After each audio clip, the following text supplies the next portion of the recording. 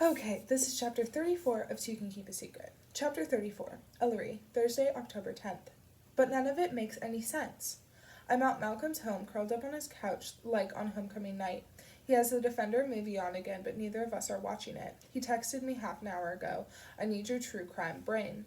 I'm not sure why he trusts me after my Kyle Liz theory imploded so spectacularly, but here I am. I don't think I'm helping, though. Declan being Lacey's killer has always made sense to me, but being Brooke's not even crossed my mind.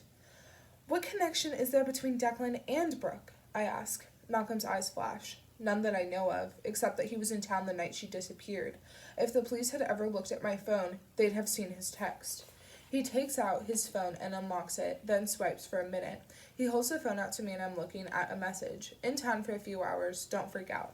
I read it twice, and when I look back up at Malcolm, his face is the picture of misery. I was trying to help Declan out by not, telling the police, he says haltingly. I thought it was just bad timing, but what if... Christ, Ellery. He slumps back against the couch, rubbing a hand so hard across his bruised face that it has to hurt. What if it was more than that?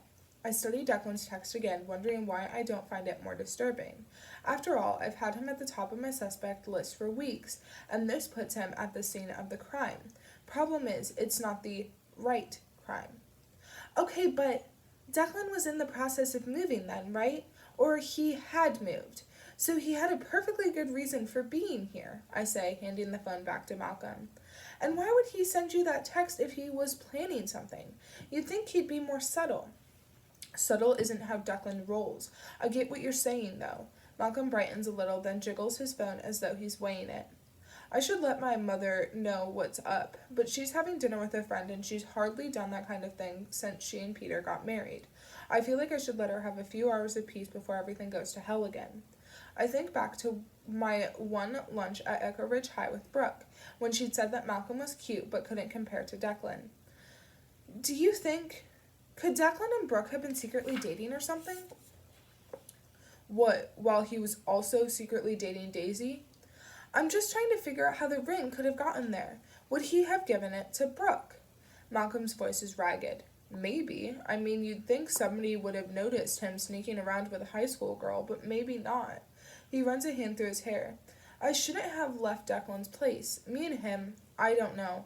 It's always been complicated. We're not close. Sometimes I've almost hated him. But he's not a serial killer.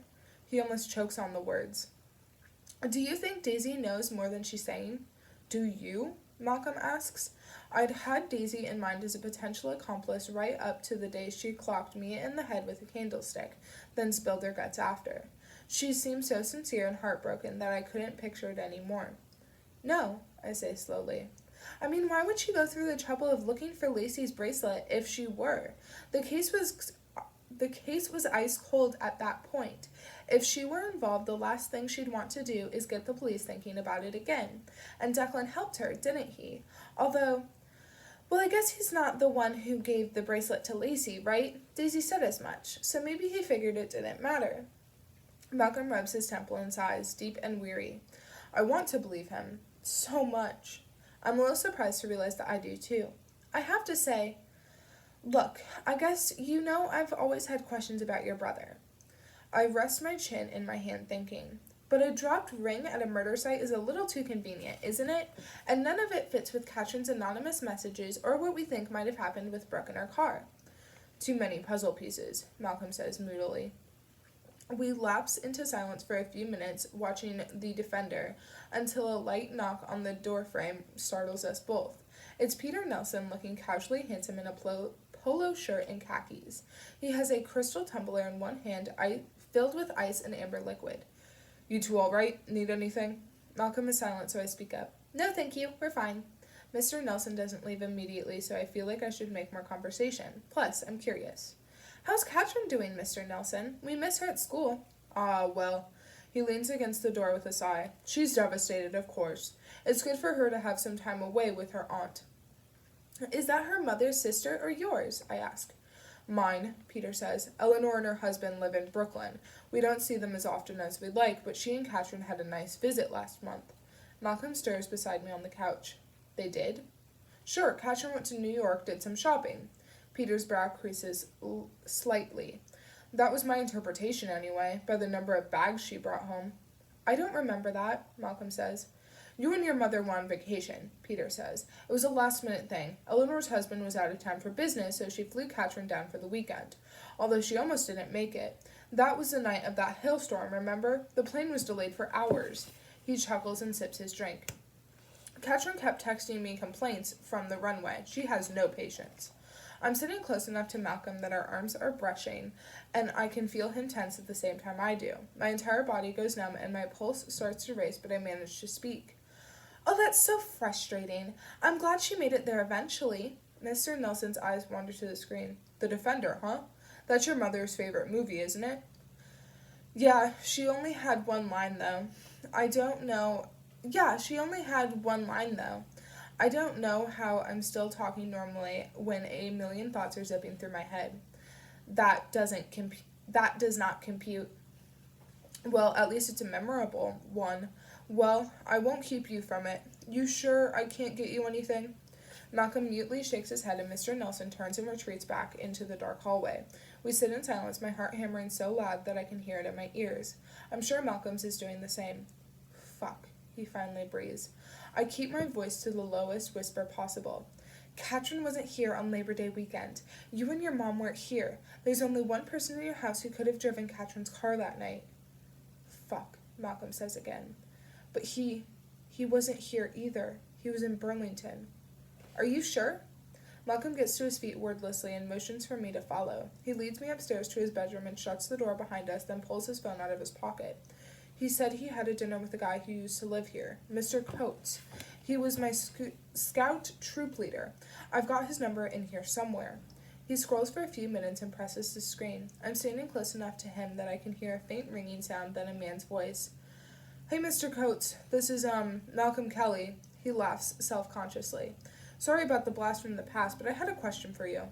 I can't hear what Mr. Coates is saying, but his tone is welcoming. Yeah, so, Malcolm continues, swallowing hard. I was just talking to my brother. You know, Declan. Right, of course you do. He's majoring in political science and he's interested in doing, like, an internship or something.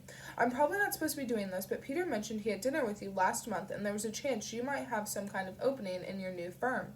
He pauses and waits for Mr. Coates to speak, his cheeks staining a deep red. You didn't? On Labor Day weekend? Another pause. Oh, sorry, I must have heard wrong. I was just, trying to help my brother out. Mr. Coates talks for a minute. Malcolm nods mechanically, like Mr. Coates can see him. Yeah, okay, thanks a lot. I'll have him call you. That'll be really helpful.